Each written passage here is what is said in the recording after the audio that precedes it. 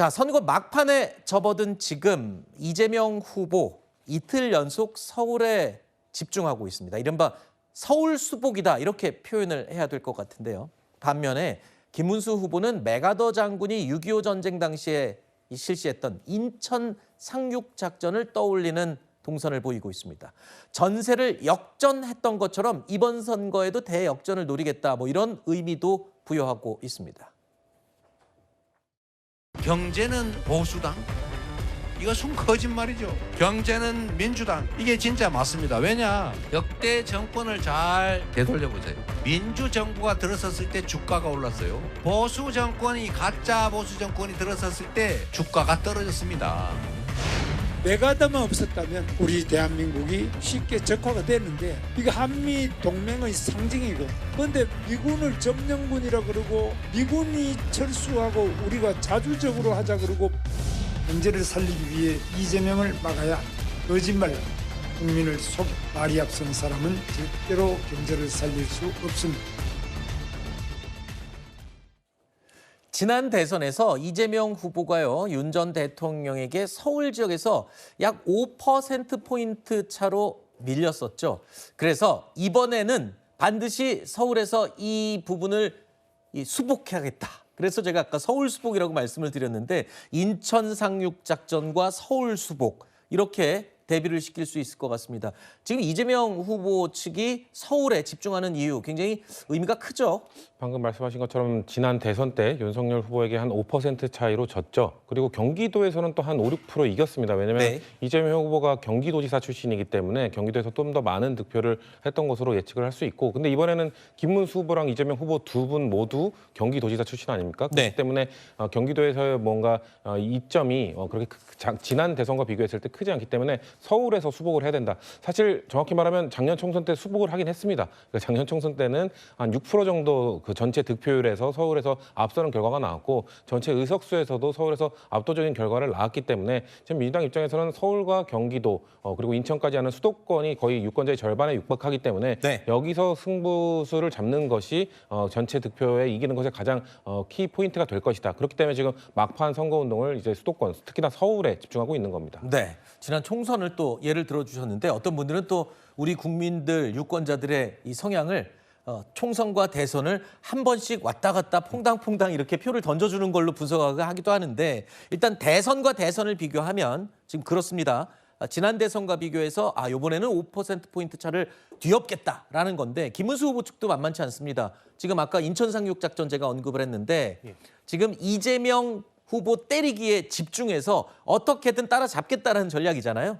그리고 이제 인천 계양을이 이제 이재명 후보의 지역구 아닙니까? 그런데 사실은 꽤 오래전 일처럼 느껴지지만 이재명 후보가 이 계양을에 공천을 받게 된 경위 자체가 사실은 지금도 여전히 논란입니다. 왜냐하면 그 당시에 대선 후보로서 패배한 이후에 자신에게 방탄조끼가 필요해서, 그러니까 불체포 특권이 필요했기 때문에 지역구 국회의원 돼야 되는 것이었고, 그래서 그 당시에 송영길 전 대표가 서울시장에 나가면서 그 자리를 가게 되는, 어떻게 보면 좀 석연치 않은 그런 경위로 지역구 국회의원이 된 거예요.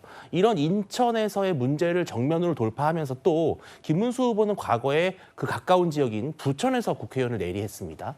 그러니까 이 경기도지사를 지냈으면서 또 인천 지역 쪽에 뭔가 연고가 있는 그러한 김문수 후보가 마지막까지 총력전을 벌이면서 경기권에서 따라잡기 위한 그런 총력전을 벌이고 있다, 이렇게 볼 수 있을 것 같습니다. 네. 이재명 후보의 서울 수복, 김문수 후보의 인천 상륙. 이준석 후보는 지금 어떨까요? 이준석 후보는 마지막 세 번째 TV 토론회에서 본인이 했던 발언 때문에 논란이 좀 일었죠. 수세에 몰렸던 이준석 후보, 논란 이틀 만인 어제 반박성 기자회견을 열고 역공에 나섰는데요. 민주당의 공세 역시 더욱 거세지고 있습니다. 해당 표현은 제가 창작한 것이 아니라 이재명 후보의 장남 씨가 인터넷 커뮤니티에 직접 올린 글의 순화된 버전이었습니다. 이미 법조계 자료와 언론 보도를 통해 사실관계는 확인이 되었습니다.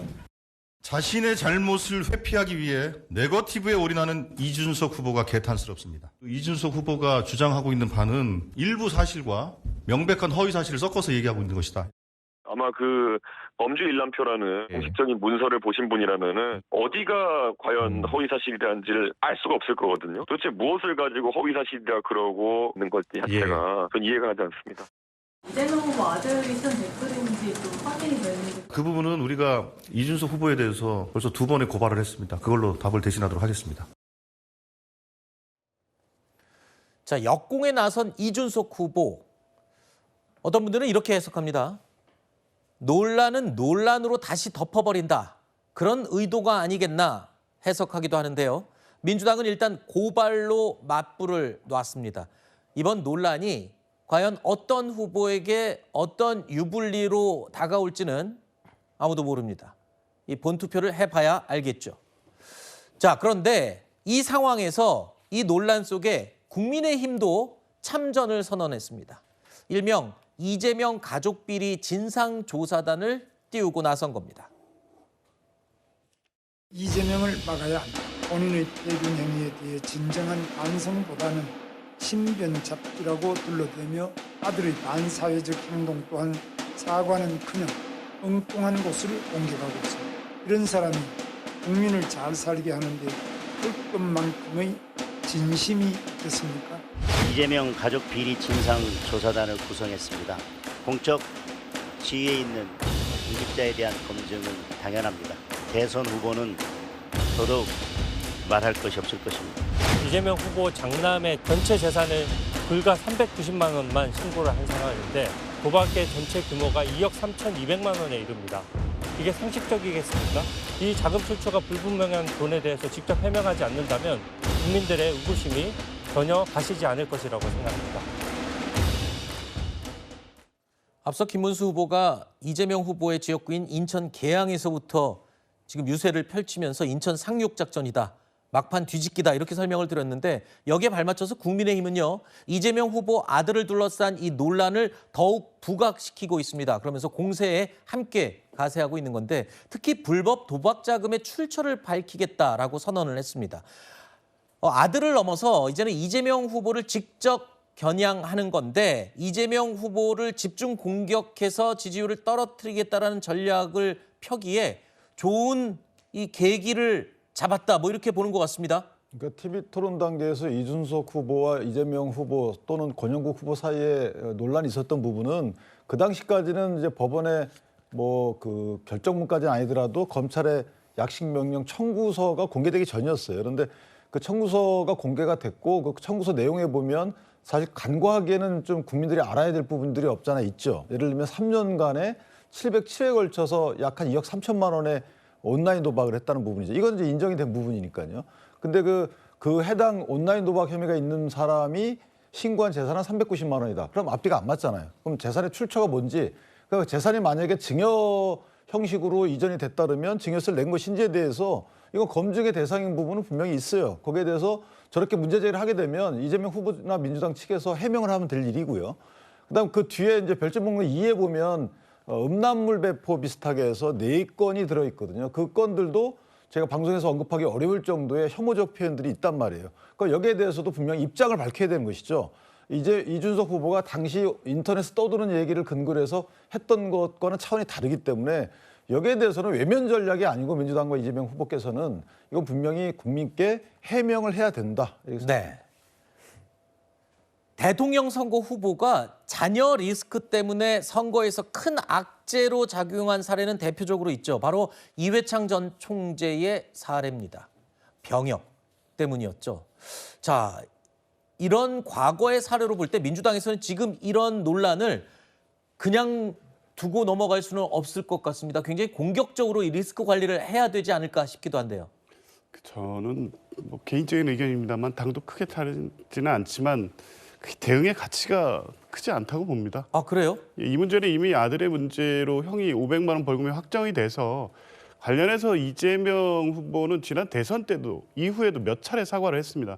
이 문제에 대해서 뭘 어디까지 진상조사를 하겠다는 건지 모르겠습니다. 지난 3년 동안 국민의힘 정부, 정권, 윤석열 정권이 이 이재명 후보 가족 주변까지 다 털어서 수사한 결과 지금까지 온 거 아닙니까? 아직 진상조사할 게 더 남았습니까? 그리고 지금 이 도박 자금 주진우 저 위원장이랑 다 아시면서 이 법조인이면 이 도박 자금으로 그 범죄 일람표에 표시된 금액이 어떻게 구성되는지 모르지 않습니다. 이게 어디에 증여받아서 2억 3천만 원 정도의 도박 자금 시드머니가 이게 머물러 있는 돈이 아닙니다. 10만 원, 5만 원, 뭐 많게 한 100만 원 내외 정도 누적 액수라고요? 수시로 입출금된 돈을 2년 동안을 그냥 모아놓은 돈이기 때문에 이게 불투명하게 어디서 증여되거나 유입된 돈 2억 3천 원 가량이 도박 자금으로 계속 쓰여지고 있는 게 아니라는 걸 다 아시면서 마치 300 얼마의 재산밖에 없는 이재명 후보의 아들이 이재명 후보가 어떻게 뭐 돈을 증여받아서 불법적인 문제가 있는 것처럼 의혹을 부풀리는 건데요. 굳이 대응을 할 만한 가치가 있는지 하는 생각이 듭니다. 네.